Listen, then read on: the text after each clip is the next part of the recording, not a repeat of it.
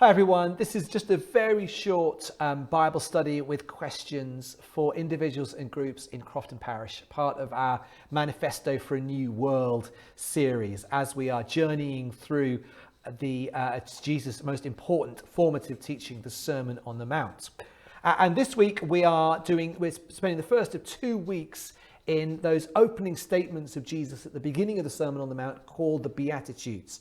Gavin Collins has been helping us have a look at it on Sunday, Holy Rood at Church Online. I think Dan is going to do next week as well. So this is just a few thoughts from me for you, for any groups, any streams that are looking at this as part of their Bible study this week. So the Sermon on the Mount, the Beatitudes within the Sermon on the Mount are a key part of Jesus' vision for his people, because they describe who's in and who's out within the kingdom of heaven.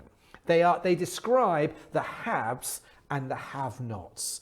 Now, every society in human history has a vision of who's in and who's out. Who are the haves and the have-nots? So I would love for you just to get you thinking, just for a minute or two, to answer the question, who would you consider in our society to be the haves and the have-nots? You can hit pause as usual, and you can enjoy answering that question.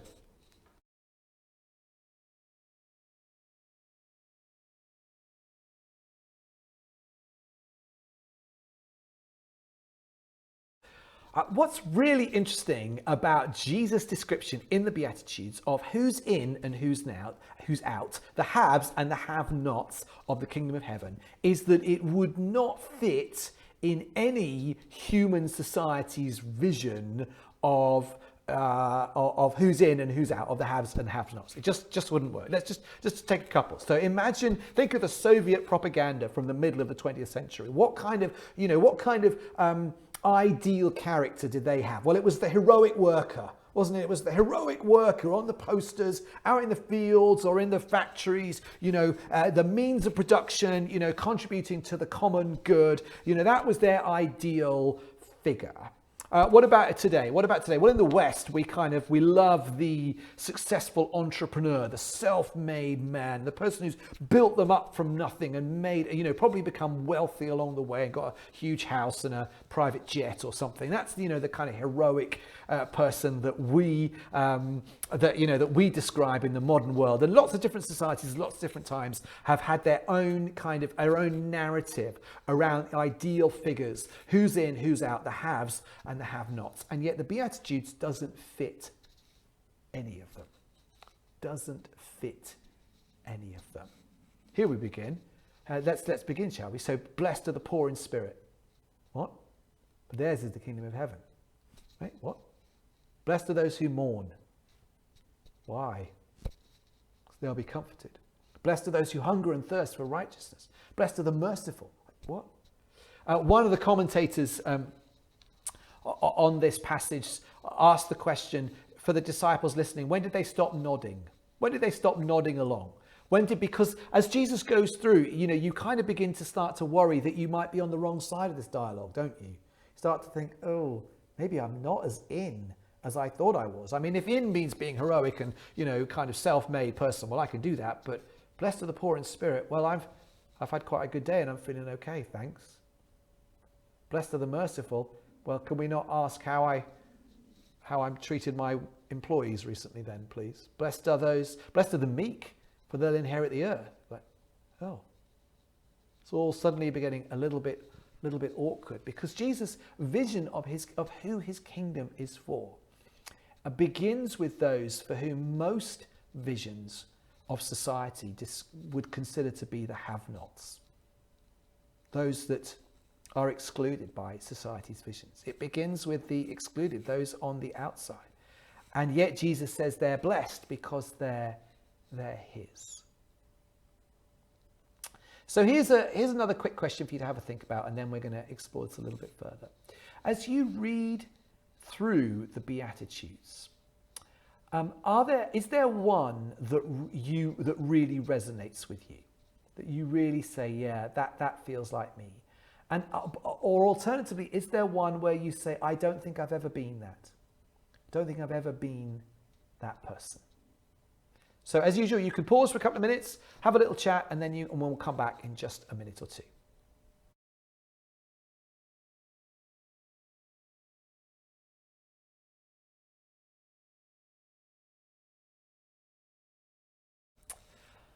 Now, Jesus' vision for the kind of people that are included in his kingdom is actually really important, really helpful, because very few of us get through life without hitting the ropes at some stage. Actually, most of our social narratives that we build don't really work.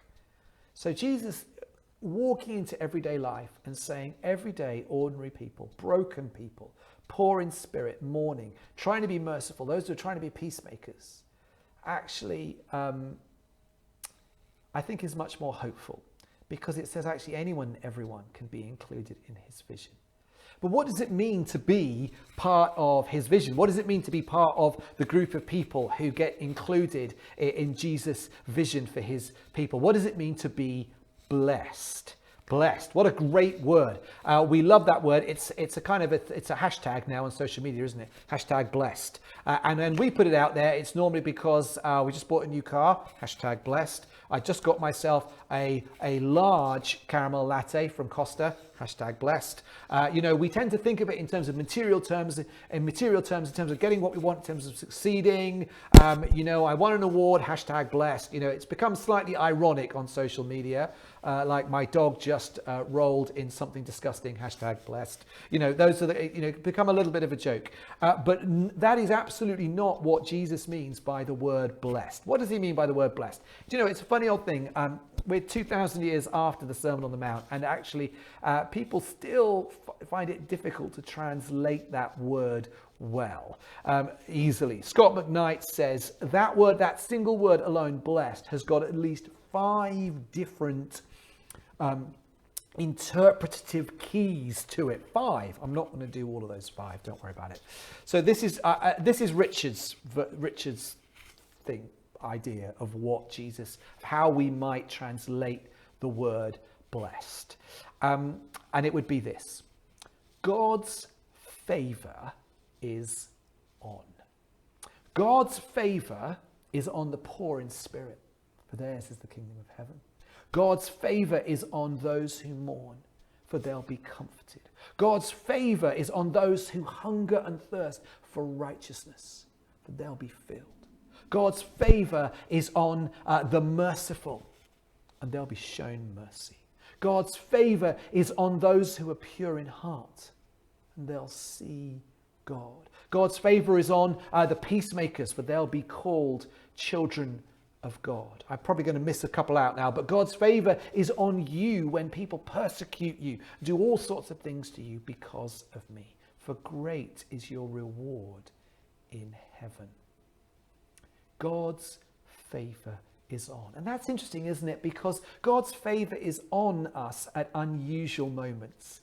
Often at very unseen moments. It's very unseen when we're being merciful.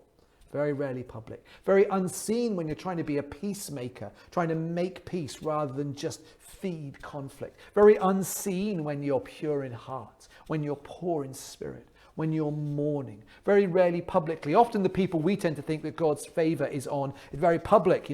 Celebrities, the wealthy, the rich, the famous, those who seem obviously successful. They look obviously blessed. And yet Jesus says God's favor is on you. Often in secret, hidden moments. When life has brought you to a place that doesn't feel great, or where you have chosen a posture that is costly.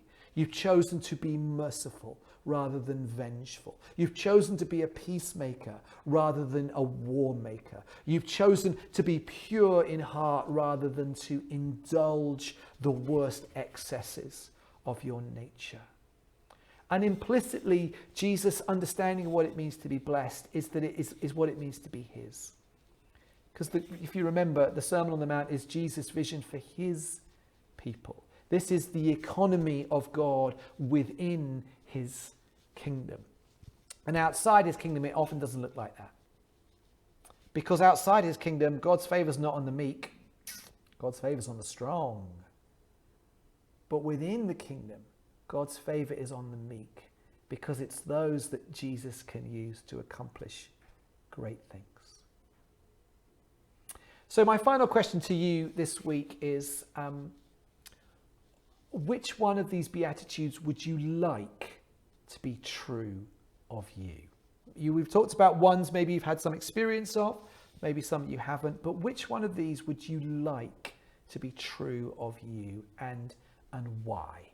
And then you can perhaps spend some time praying together and just asking the Lord for his grace, that these statements of who's the haves within the kingdom of heaven would be true of